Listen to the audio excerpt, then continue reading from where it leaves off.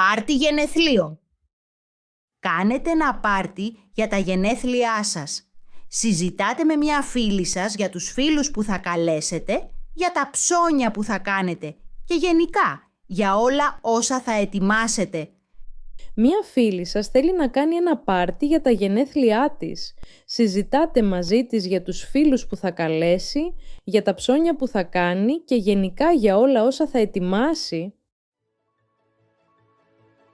Σοφία, το Σάββατο έχω γενέθλια και θέλω να κάνω ένα πάρτι.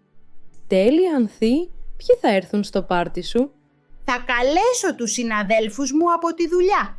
Είναι πολύ καλοί και είναι φίλοι μου.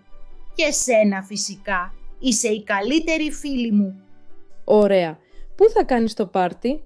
Στο σπίτι μου. Εδώ έξω στην αυλή. Θα έχει καλό καιρό. Τι θα μαγειρέψεις? Θα κάνω τυροπιτάκια, σπανακοπιτάκια, κεφτεδάκια, τζατζίκι, μία χωριάτικη σαλάτα και για γλυκό μία τούρτα παγωτό. Τέλεια. Θέλεις να πάμε μαζί για ψώνια? Ναι, σε ευχαριστώ. Πρέπει να πάρω κιμά, αλεύρι, αγκούρια και γιαούρτι. Επίσης, πρέπει να πάμε στο ζαχαροπλαστείο για την τούρτα. Ωραία. Πάμε την Παρασκευή? Ναι. Και το Σάββατο το πρωί θα στολίσω. Θα βάλω φωτάκια σε όλη την αυλή. Θέλεις βοήθεια? Ναι.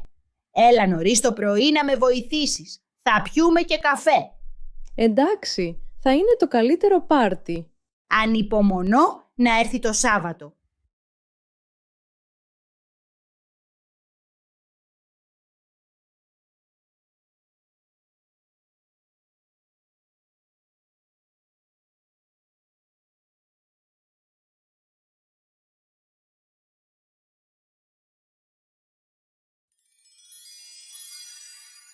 Quality Greek.